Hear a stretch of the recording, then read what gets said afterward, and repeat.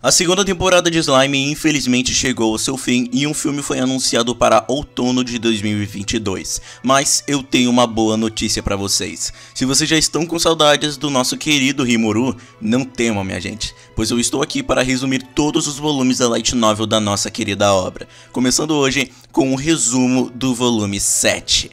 Minha gente, eu falei isso aí pra vocês na comunidade e alguns de vocês já até estavam sabendo, mas outros ficaram esperando por esse dia chegar ansiosamente, certo? Bem, mas antes de começar já com o vídeo, eu só quero avisar pra vocês de que sim, eu vou trazer o resumo de todos os volumes, porém eu só consegui resumir até o volume 14, mas eu já estou começando a terminar esse volume e vai faltar apenas 3 para assim eu poder fazer todos os resumos e depois começar a produzir já os vídeos. E uma coisa que eu já quero falar pra vocês é que sempre vai ter um período de tempo entre os resumos, com um período de tempo sendo de 4 dias até uma semana. Esse período de tempo não só é pra deixar vocês com hype, mas também é pra poder me dar mais tempo pra conseguir produzir o vídeo dos outros resumos, cara. E bem, como o próprio nome já diz, isso aqui é um resumo, então obviamente eu não vou contar todos os detalhes da obra, mas cara, pra compensar com isso, na descrição e também no comentário fixado eu vou deixar mais algumas coisas que aconteceu no volume sobre coisas que eu não falei aqui no resumo, o que acaba deixando muito mais completo sobre a light novel. Mas cara, enfim, agora chega de espera e chega de enrolação. Então vamos logo começar com um resumo do volume 7 de Tensei Shitara Slime, o confronto Saint Monster. Bem, depois de todo o problema com Clayman, o Rimuru vai embora do Walpurgis e então ele chega em Tempest e lá ele encontra o Diablo, que estava em Farmos. E assim o Diablo ele começa já o seu relatório sobre todo o plano que ele colocou em ação de fazer uma guerra civil em Farmos. Ele diz que estava levando os corpos do Reirin, Razen e também do Edomalhos até Farmos, onde os três estavam em um estado totalmente horrendo. E o motivo deles estarem naquele estado é por causa da Xion, cara. O estrago foi tão grande que nem mesmo magia de restauração surtiria efeito. Mas logo depois o Diablo conseguiu curá-los, mas ele não restaurou o Edomalhos. Todos os três, com medo de serem mortos por Diablo, prometeram lealdade a ele, assim traindo a sua própria nação. Naquele momento, a sua habilidade única entrou em ação, a habilidade Tentador, onde essa habilidade restringe os alvos mentalmente e tira o livre-arbítrio deles. E então, indo até Farmos, nós vemos que o reino está em uma completa confusão, já que eles não receberam nenhuma notícia depois do ataque à Tempest, mas no meio da confusão, Razen e Reirin voltam para o reino e junto com eles tinha uma caixa, e nessa caixa estava o Rei Edomalhos ainda na sua forma grotesca. Todos, ao ver aquela monstruosidade, chamam magos para poder curar o rei, mas de nada adianta, e para piorar, Razen diz que a batalha com Tempest acabou revivendo o Veldora e que todos os 20.000 soldados simplesmente desapareceram, e que só foi possível que ele, Reirin e também Edomalhos conseguissem sobreviver porque um herói negociou com o Rimuru, e logo após dizer sobre esse herói, Yomo, Diablo, Milran e sua equipe chegam até o lugar, e após dar algumas informações sobre o Rimuru, Farmos agora está simplesmente desesperada e, se puderem, eles querem conseguir um tratado de paz com Tempest,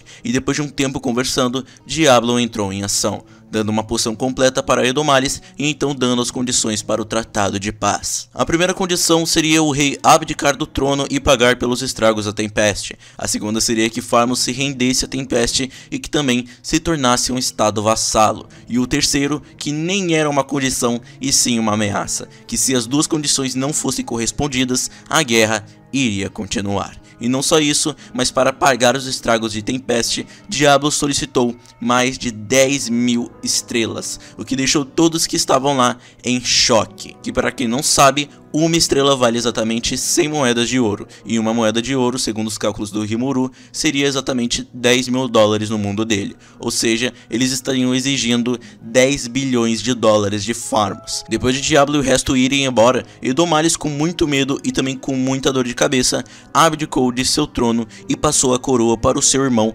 Edward, que estava com um plano em mente. E uma ação desse plano seria atrasar os pagamentos das estrelas e culpar o Edomalhos por isso. E isso poderia dar em uma guerra civil, mas isso estava nos planos de Diablo e também de Rimuru. Voltando para Tempest, aos poucos, os subordinados do Rimuru que atacaram a base do Claymore foram limpando a área e pegando os tesouros, e um desses tesouros era uma bola de cristal, onde podia ser armazenada uma gravação de imagem e também de som. Com uma ideia em mente, o Rimuru gravou uma imagem nessa bola de cristal e a deu para Reirin, para que ele mandasse essa mensagem para a Igreja Ocidental, e assim o Reirin foi mandado como mensageiro do Rimuru. Mas depois de um mês não houve nenhuma resposta e Reirin não havia voltado, e também o Diablo, mesmo com a sua habilidade tentador, ele não estava conseguindo descobrir o que aconteceu com ele. O Rimuru então convoca uma reunião onde eles iriam conversar sobre isso e também iriam conversar sobre a Igreja Ocidental. Uma teoria que foi feita seria que pode ter mais de uma pessoa agindo por baixo dos panos, pois tudo o que foi feito contra a Tempest foi muito cronometrado e também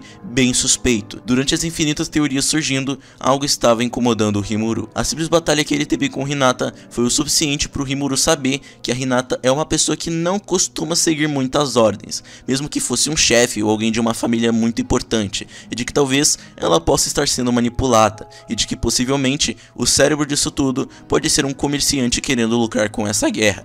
Mas infelizmente nessa reunião não conseguiram achar muitas suspeitas e nenhum culpado provável.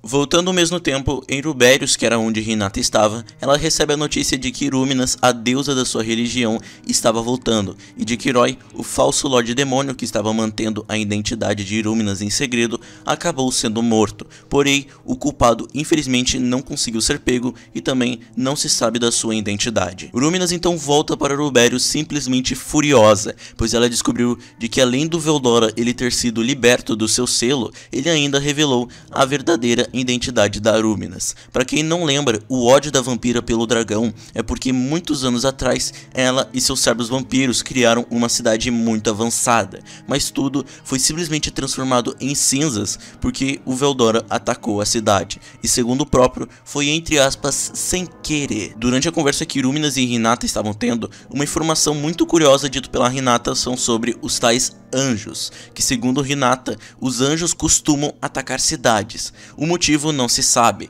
mas se sabe quando eles atacam, que seria quando as cidades estão muito avançadas. A Irúminas não tem muito problema com os anjos, mas ela apenas sabe de que o Rimuru pode acabar sendo o próximo alvo desses seres celestiais. Ela apenas decide deixar o Rimuru em paz, já que segundo o próprio, quer apenas viver na sua cidade e também ir construindo ela aos poucos, o que deixou Hinata um pouco relutante, mas aceitou a decisão da sua deusa. Depois de um mês, Reirin junto com 3 dos 7 sábios que são servos de Irúminas chegam em Rubérios. O Reirin então mostra a mensagem para Hinata e os 10 grandes santos, que são um grupo de paladinos bem poderosos ao qual Hinata faz parte e é líder. Quando então eles começam a ver a mensagem, é possível ver que a mensagem tem poucos segundos, com o Rimuru apenas dizendo: "Eu aceito você, você e eu, em um duelo 1 a 1. O que significava que o Rimuru guarda rancor de Hinata e quer duelar com ela. Hinata acredita que talvez tenha algo a mais nessa mensagem, porque ninguém como o Rimuru iria simplesmente mandar uma mensagem tão descarada desse jeito. Mas mesmo com muitas dúvidas, a Hinata aceita esse duelo. Logo depois, um dos 7 sábios dá uma espada para ela, e o nome dessa espada era Dragon Buster. E segundo eles, era para Hinata usar essa espada na sua luta contra o Rimuru.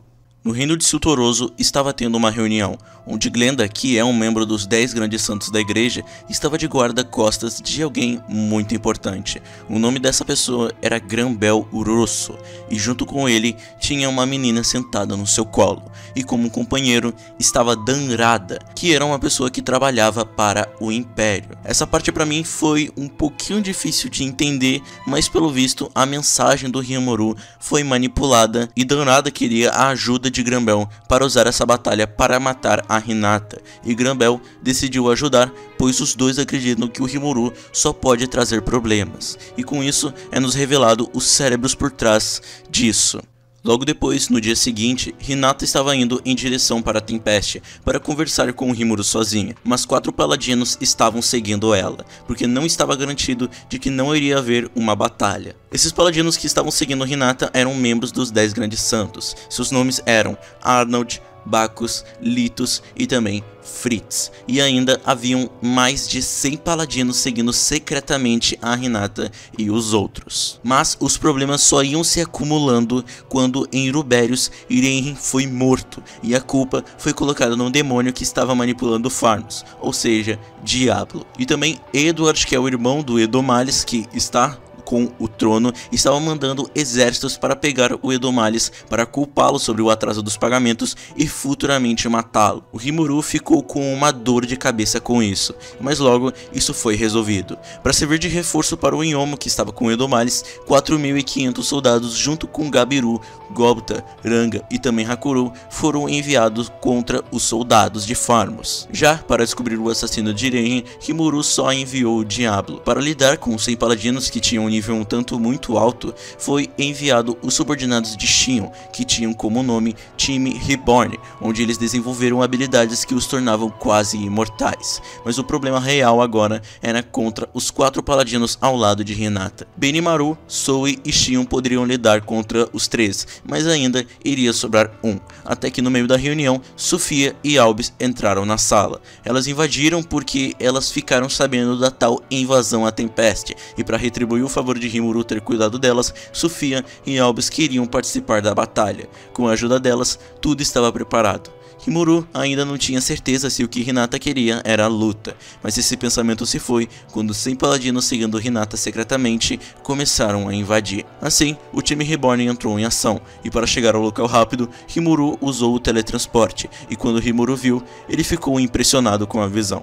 O time Reborn estava humilhando os paladinos, ele nem ao menos estava esperando derrotar eles, mas isso acabou superando as suas expectativas. No meio da batalha, Rimuru e Hinata finalmente se encontraram. Benimaru, Zoe, Shion, Albis e Sofia começaram as suas lutas contra os 4 paladinos, enquanto Rimuru teria sua revanche contra Hinata. Hinata joga fora a espada Dragon Buster e então tira a espada Moonlight dada pela própria Luminous para enfrentar o Rimuru, e assim o segundo conflito entre o Lorde Demônio e a Paladina finalmente havia começado. De começo a batalha parecia equilibrada, mas com uma diferença entre os dois lados. A Hinata estava usando suas habilidades ao máximo, acelerando seus pensamentos apenas para ficar ao nível do Rimuru, mas o Rimuru estava apenas usando a aceleração de pensamento sem nenhum esforço e até mesmo se segurando durante a luta. Mas para sua infelicidade, aos poucos a Hinata estava conseguindo deixar ele encurralado. Ela conseguiu aos poucos passar por cima do Rimuru por ele não ter muita experiência em lutas, mas o Rimuru, que estava tendo que começar a levar sério a luta, pediu ajuda ao Rafael, que logo aprendeu a habilidade Prever Ataque Futuro. Depois de ativar essa habilidade, o Rimuru estava acima de Hinata, e vendo que suas chances de vencer agora eram baixas, ela fez uma proposta com o Rimuru. O próximo ataque que ela daria seria com toda a sua força. Se Rimuru aguentasse, ele venceria, e se não, ele perderia. O Rimuru, mesmo vendo que isso poderia trazer algum problema, ele decidiu aceitar essa proposta, e então, depois de aceitar, a espada de Hinata começou a ser imbuída em um feitiço, que era a desintegração, só que dessa vez, muitas vezes mais forte. O nome desse feitiço agora era Melt Slash, e assim, com esse feitiço na sua espada, Hinata então foi pra cima de Rimuru com toda a sua força. A habilidade era tão perigosa que o próprio Rafael disse que não tinha chances de defender e nem mesmo de escapar, e que o único jeito de sobreviver era de sacrificar a habilidade final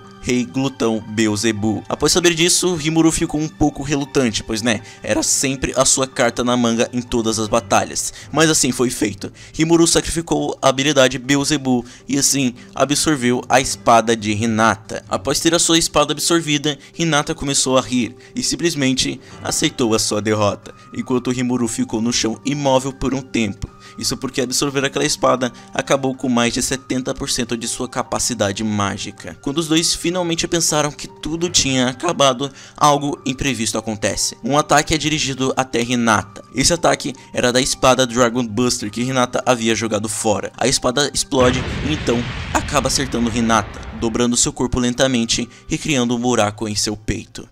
Em Farmos, Edward está com jornalistas, guarda-costas caçadores de demônios e também 2 membros dos 10 Grandes Santos, Glenda e também Sari, enquanto Grigori, que também era um membro dos 10 Grandes Santos, foi junto com o exército de Farmos para capturar Edomalhas, o que, entre aspas, foi a melhor opção que ele pôde escolher. Logo, Uranga, Gabiru e Gobta conseguem facilmente derrotar todo o exército e também Grigori, e enquanto com Edward, ele acaba recebendo a visita de Diablo, onde ele pede a Edward para parar com o exército, mas para variar, Edward ignora o que Diablo diz e simplesmente começa a culpar ele de matar Reirin, e a pior coisa que ele poderia fazer, ele começou a insultar o Rimuru na frente de Diablo. Diablo, que estava com um sorriso no rosto, simplesmente ficou furioso por ter o seu mestre ofendido por um humano arrogante, e logo depois todos os guardas vão para cima de Diablo, usando até mesmo magia sagrada, mas de nada adiantou, afinal estamos falando de um primordial, certo? Diablo começa a inalar uma aura que faz vários dos guardas caírem no chão, sobrando apenas Glenda e Sari. E para poder dar medo nos dois, Diablo começa a dar pistas sobre ele ser um primordial. E após pensarem um pouco, todos entram em desespero. Glenda acaba fugindo e Sari tenta lutar contra Diablo, que apenas brinca com ele por um tempo, até que depois uma bola de fogo é dirigida a Diablo, mas não surte nenhum efeito. Quando ele vê, os responsáveis por aquela bola de fogo eram 3 membros dos 7 sábios, que queriam matar todos que estavam ali para que não revelassem de que o culpado pela morte do Reirin era falso. Diablo contata Rimuru para avisar sobre os culpados da morte do Reirin, e Rimuru apenas permite que Diablo matasse ele. Logo, os 3 começam a conjurar uma magia que era uma desintegração muito mais forte. Como essa magia precisava de tempo para ser lançada, Diablo aproveitou o tempo para negociar com os jornalistas e com Edward, que acordaram logo em seguida, negociando com os jornalistas para dizer de que ele não foi o culpado pela morte de Reirin, e negociando com Edward para passar o trono para o Yomo. Depois das negociações, Diablo desfaz o feitiço daqueles 3, e assim começa a usar a sua habilidade Mundo Tentador, que basicamente era uma magia onde Diablo afetava o estado mental do oponente e também criava um mundo virtual, onde ele poderia decidir quem vivia e quem morria, e com a ajuda da habilidade Truth Twist, ele extinguiu os 3 dos 7 sábios, assim os matando.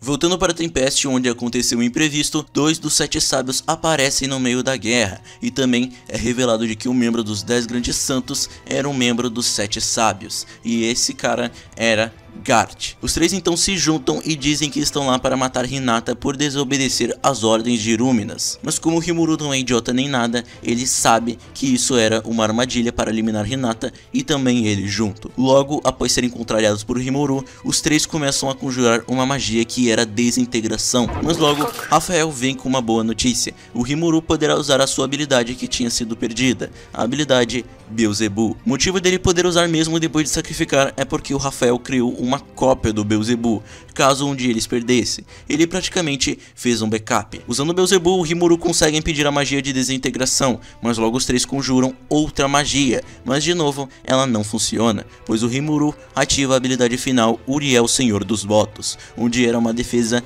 muito poderosa, e com essa habilidade o Rimuru conseguiu sobreviver a essa magia de desintegração. E logo depois, mesmo encurralados, os 3 dos 7 sábios eles se recusaram a desistir. Isso começou a deixar o Rimuru bem irritado e ele já estava pensando em acabar com isso. Porém, eles são interrompidos por uma beldade de cabelos prateados, com os olhos heterocromáticos que brilham em um profundo azul celeste e vermelho claro. O seu nome era Ruminas Valentine, a Lorde Demônio. Ruminas então diz que ela não estava envolvido nada disso e que tudo isso era um mal entendido e que as manipulações foram feitas pelas suas costas. Ela pede desculpas ao Rimuru e logo depois ela cura Hinata usando a sua habilidade Ressurreição. E então a Lorde Demônio Vampira então pune os seus subordinados com a morte. Ela simplesmente desintegrou os 3 dos seus subordinados com a habilidade Benção da Morte, assim os matando. Você deve estar se perguntando sobre o último membro dos 7 sábios que falta, certo? Bem, ele também foi morto. Ele foi morto por um cara chamado Nicolaus, que era um fã de Hinata e também cardeal da Igreja dos Santos do Oeste. Nicolaus apenas usou desintegração para matar o último membro, mas depois nós descobrimos que o último membro dos 7 sábios era apenas um corpo sendo controlado, e a pessoa que estava controlando esse corpo era Grambel Rosso, que logo frustrado com a falha do seu plano, recebeu a visita de Glenda, que havia fugido da batalha. Glenda começou a relatar a Granbel sobre o poder do inimigo, e logo após isso, a sobrinha de Granbel disse que Rimuru pretendia dominar o mundo por meio da política econômica. Ou pelo menos é isso que ela acreditava. Essa pequena garota era uma reencarnada e também futura inimiga de Rimuru.